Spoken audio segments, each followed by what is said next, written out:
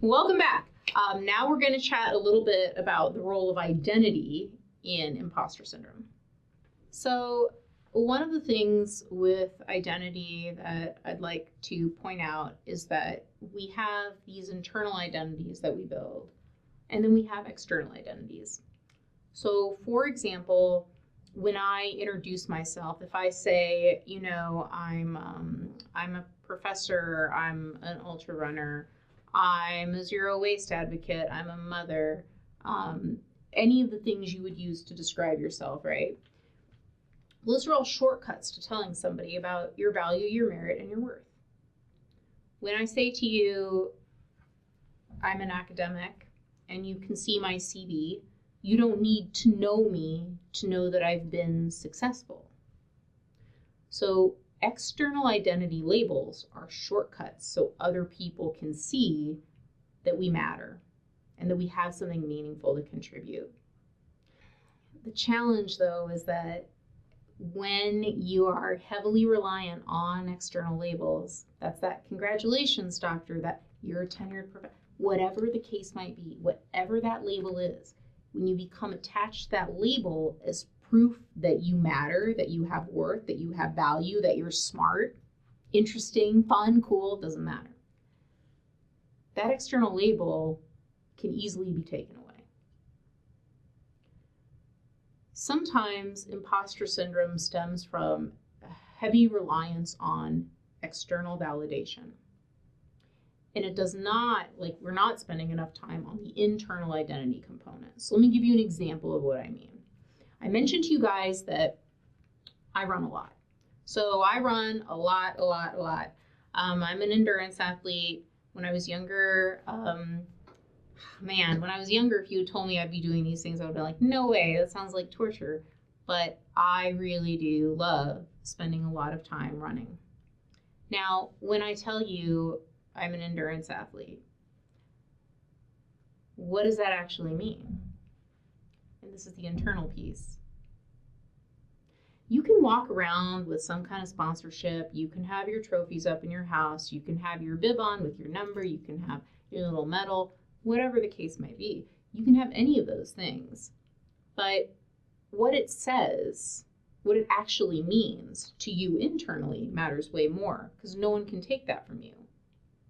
So maybe you know that I might be an endurance athlete, but what I know is that I'm really, really, really good at discomfort. I'm not a quitter. I am a creative problem solver. When I make a commitment, I don't quit. I will see this thing through. I'm resilient and I'm tough. Those are things no one can take from me. It doesn't matter if I have a medal on. It doesn't matter if I've got my shirt. It doesn't matter if I've got a trophy. It doesn't matter if you even know that I do those things. I know. And one of the quickest ways to address imposter syndrome is to focus on building internal identity. Maybe you're going to be the dean of some school. Maybe you're going to be a tenured professor. Maybe you're going to be the lead researcher in a lab with a fancy title. Whatever, man. Those titles don't mean much. But what did you have to do to get there? A PhD, graduate school in general, you have to be tough. You have to be resilient. You have to grind this thing out. It is a marathon. It is not a sprint. And those qualities that you develop going through those things, no one can take from you. It doesn't matter if you have a PhD after your name or not, right? I mean, I know it does for professional reasons, but it doesn't really matter for the internal piece. You know what you're capable of. Can you leverage that? Can you remember that? Focus on building the internal identity. Ask yourself questions about what does that thing, that congratulations doctor, actually really mean about you? Because that, I promise you, will do way, way, way more to inoculate you from imposter syndrome than anything else. So internal identity, focusing on the internal. So when we mentioned that external identity is fragile. That's because, think about it this way, all right? Let's say you're a grad student, right? And you've been working in school for 4 or 5 years. And when you introduce yourself, when you go out, you're like, yep, I'm a grad student and my research is on, oh goodness, I can only think of my own right now. But let's say your just research is on behavior prediction when it comes to media exposure between, I don't know, ages of 13 and 18, whatever it is. You're like, that's my research. Those are the things I'm working on. And then you're communicating when you say I'm a grad student, a few different things about yourself. You're smart, right? Obviously, you must be because you're here. You're smart. You're talented. You have something to offer, right? There's so many things you're saying when you say, I'm a graduate student. And then you graduate. And let's say that when you graduate, you do not have a tenure track job lined up. Let's say that you're going to be on the job market for a bit.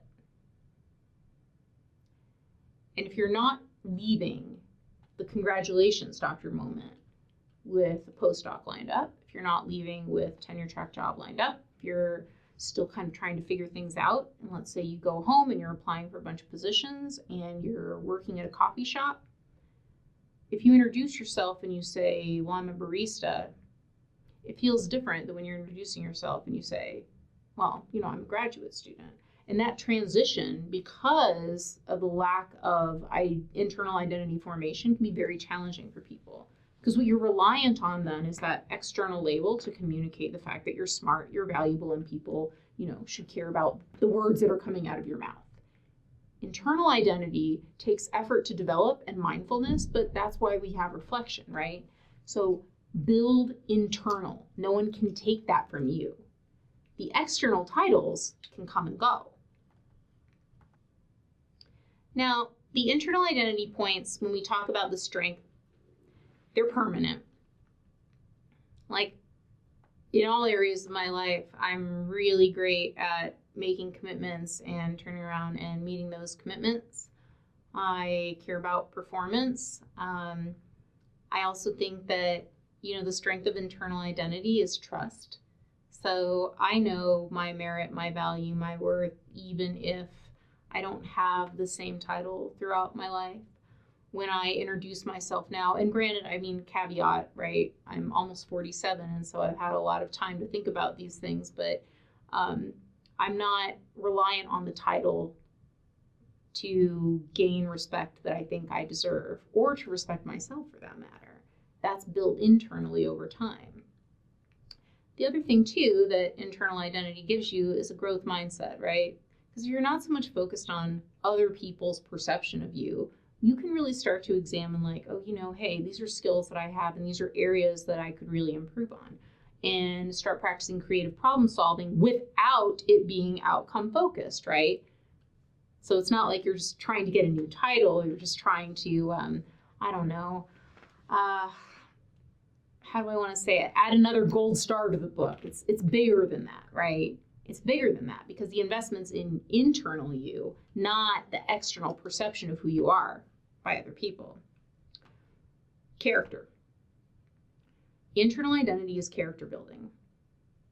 This really helps with imposter syndrome, once again, because you have less doubt when you know who you are and you know what you're bringing to the table. Maybe you're not an expert in your field yet, but that doesn't mean that you're not gonna be. And it doesn't mean you're not a hard worker. It doesn't mean you're not creative. It doesn't mean you're not dedicated. All of those things matter so much more than one simple label, right? So you're building character. Whenever you're challenged, if you feel doubt, those are character building. I mean, they're all character building exercises. And I just want you guys to be able to appreciate that because, you know, it's going to be a journey. So now we're going to move into an activity. And I want you guys to think about internal and external for a minute. When you are feeling like your skill set, so let's say like whatever your skill set is, and I don't just mean academically, when you're in an environment where you feel confident in your skill set, where is that happening?